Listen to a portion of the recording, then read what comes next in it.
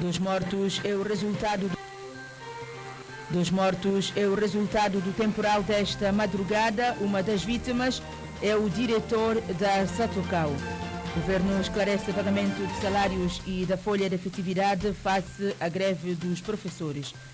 Jornalistas dos órgãos públicos e privados estão a ser capacitados em matéria de jornalismo de investigação e digital.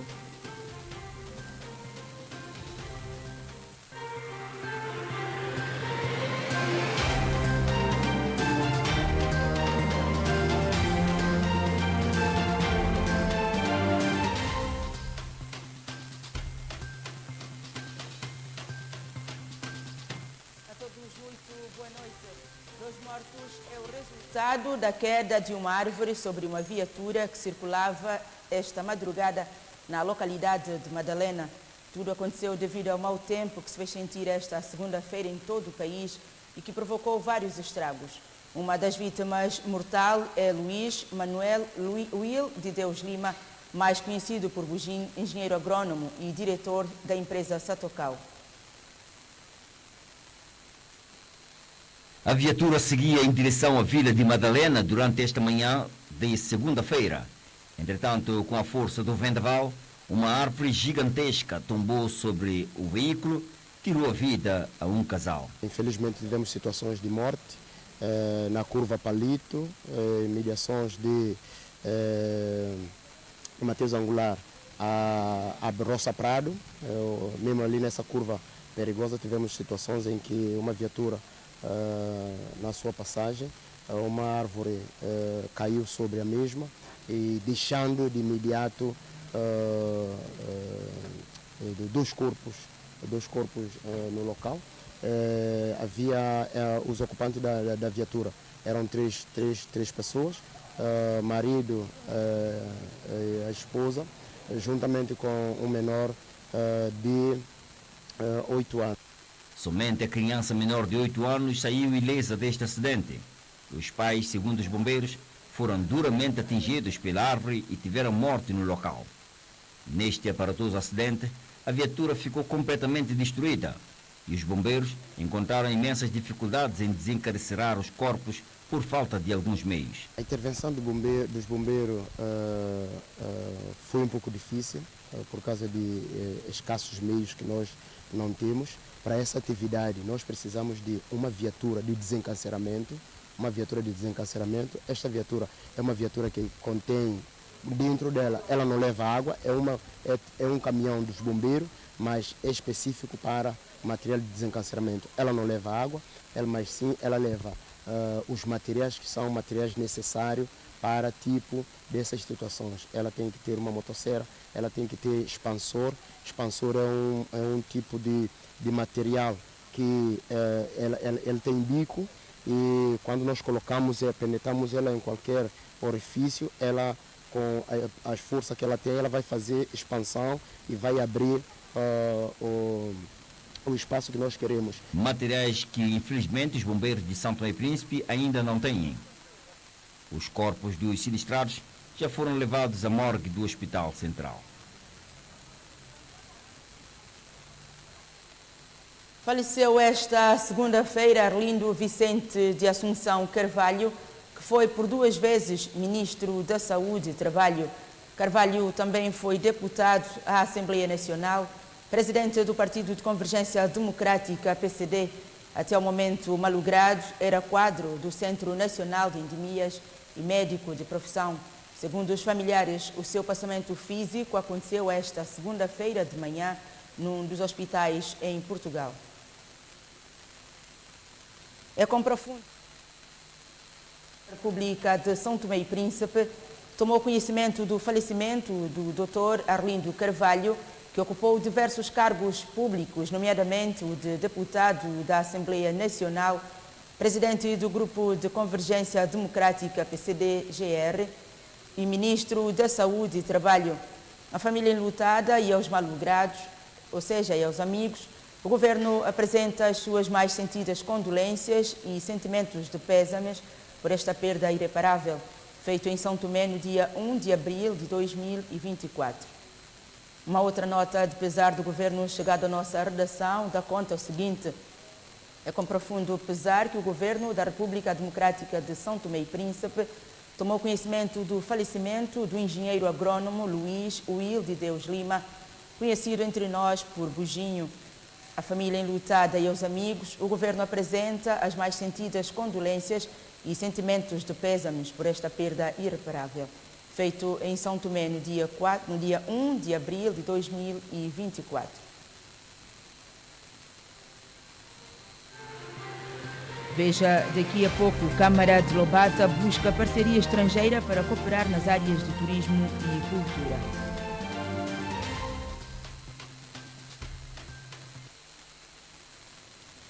Face à greve dos professores em curso há já um mês, que os grevistas reclamam pelo pagamento de salário do mês de março, os técnicos da Direção do Trabalho e das Finanças, em declarações à imprensa, informaram que apenas os pagamentos das horas extraordinárias do mês de fevereiro serão pagos em março. Inerente ao artigo 430 e 431, nós temos o artigo 430, que refere ao efeito jurídico da greve, só para explicar que no seu ponto, no seu número 1, faz-nos ressaltar que a greve suspende as relações emergentes dos contratos de trabalho dos trabalhadores aderentes, nomeadamente ao direito de retribuição, que é o pagamento do salário, e os deveres também de obediência, assiduidade e diligência.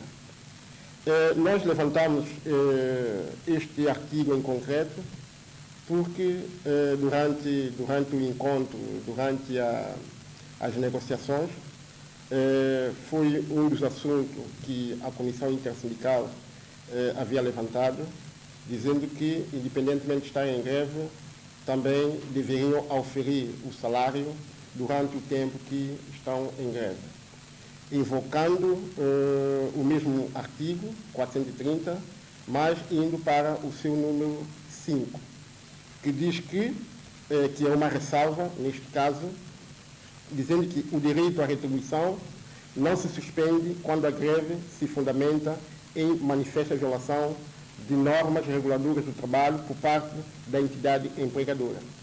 Nós, enquanto mediadores e enquanto entendedores da matéria, nós, vendo aquilo que foi os pontos reivindicativos ressaltados no caderno reivindicativo apresentado pela Comissão Intersindical, este ponto 5 não enquadra naquilo que são os pontos apresentados no caderno reivindicativo. Efetivamente, a lei da greve é clara naquilo que são obrigações dos sindicalistas e de todos os trabalhadores no que toca à aderência ou não da questão da greve. Existem na lei artigos que salvaguardam aqueles que querem ou não querem aderir à greve.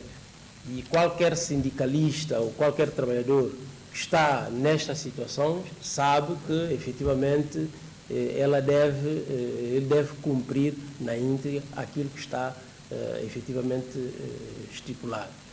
Levanta a questão de receber ou não o seu salário no período que estão em greve. Efetivamente, a lei faz referência que no período em que se estiver de greve, suspende a relação. E essa suspensão da relação ou da retribuição tem muito a ver com o compromisso que deve ser levado a cabo pela intersindical, neste caso pelo sindicato. Estando no período ou estando em greve, quem deve assumir a responsabilidade do pagamento do período em que o trabalhador estiver em greve, deve ser imputada essa responsabilidade aos sindicatos. Deve ser o sindicato a pagar na íntegra enquanto os trabalhadores estiverem em greve.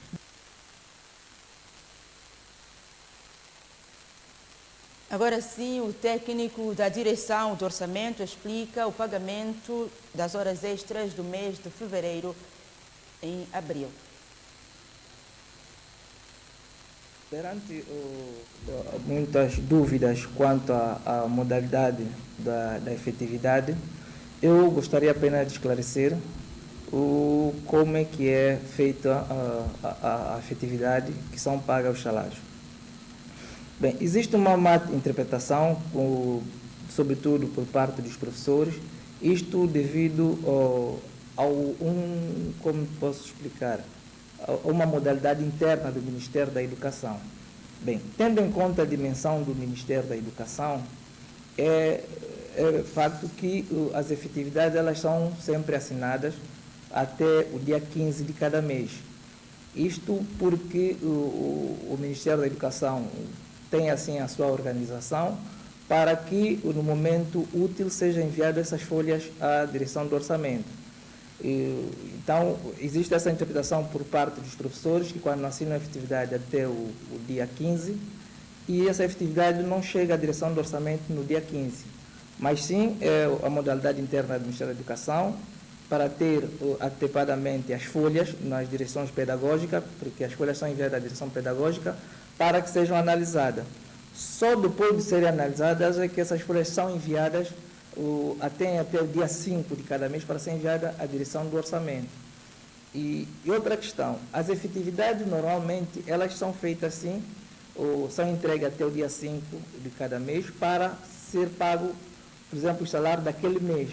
Neste caso, temos a efetividade do mês que veio para pagamento do salário do mês de março, em que, nessa efetividade, o único que contempla o mês de fevereiro são as horas extraordinárias. Quer dizer que essa efetividade, se as pessoas repararem bem, se calhar quando assinam a efetividade, devem reparar que a efetividade fica mesmo escrito, que é a efetividade do mês para pagamento do mês de março, nesse caso a efetividade do mês de março.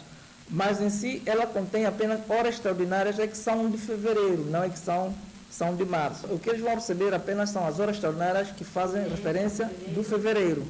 Se os professores repararem bem, quando trabalham no mês de setembro, que dá o início às aulas, eles o que recebem é só apenas o salário, não recebem hora extraordinária.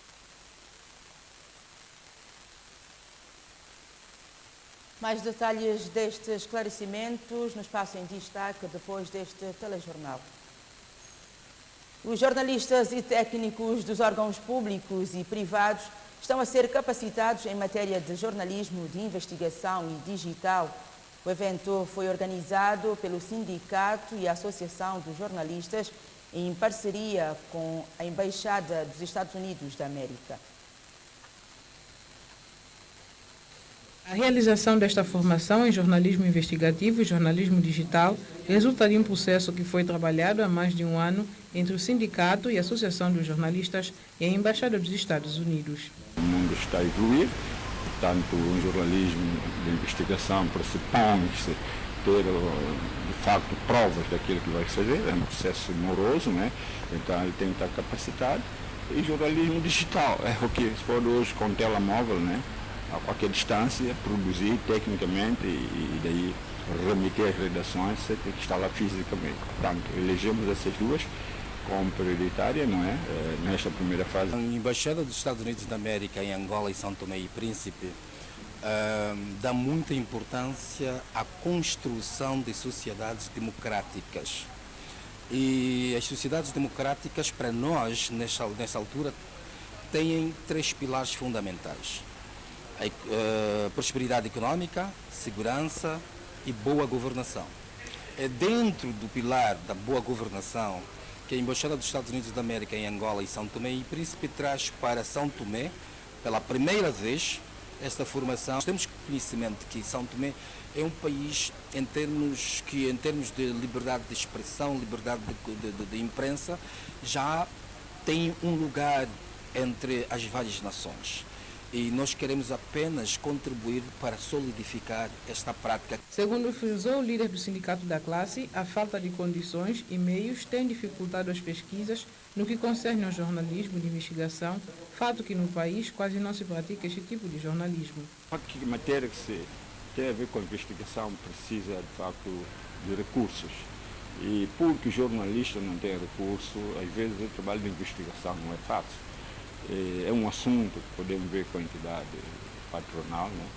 aquilo que se pode fazer no quadro daquilo que é a qualidade de vida dos profissionais da comunicação social, para que ele tenha, de facto, moral suficiente de fazer a investigação. Las fuentes es un tema muy complicado, muy complejo en el periodismo y que puede crear muchos problemas.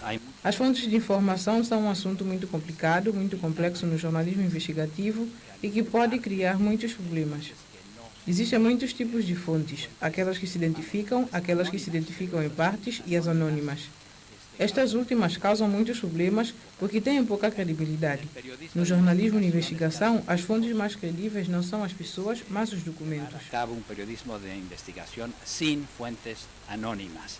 Para o responsável da comunicação social, Lúcio Magalhães, as matérias jornalísticas têm que ter mais veracidade e isso fruto de muita investigação. O jornalismo investigativo não deve ser de sensacionalismo ou jornalismo de escândalo. Antes, relaciona-se com o jornalismo interpretativo ou analítico, pois, ao inquirir sobre as causas e origens dos fatos, procura conhecer também a ligação entre eles e, sempre que possível, oferecer explicação e da sua ocorrência, porque eles ocorrem, porque esses fatos existem.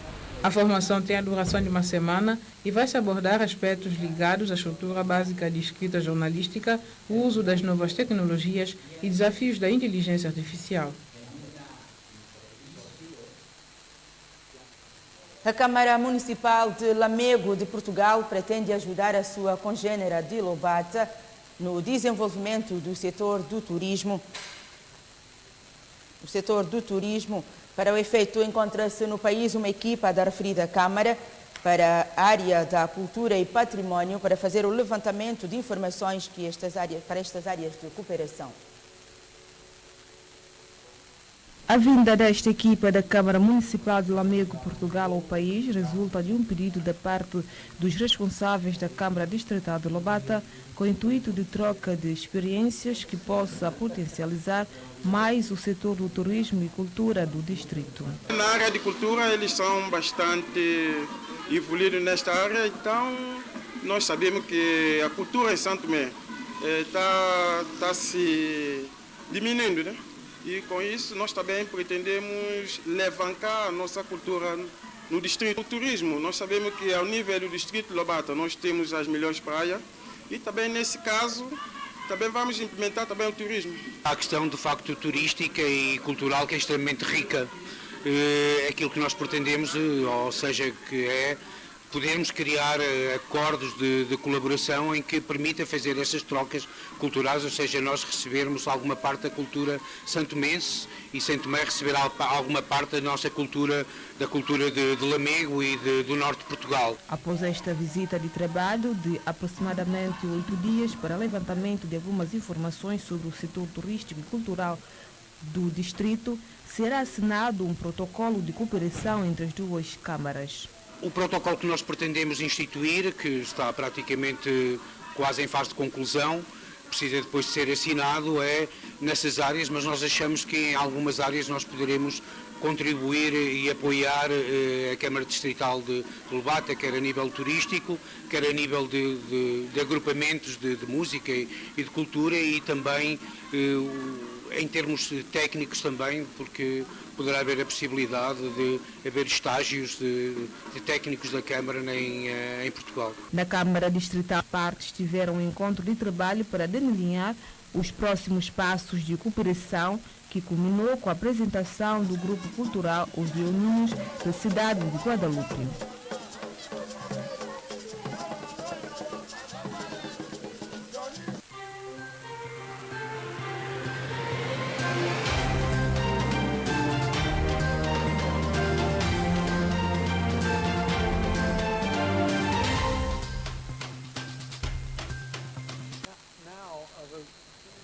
Ao final deste serviço noticioso, nós voltamos amanhã. Boa noite.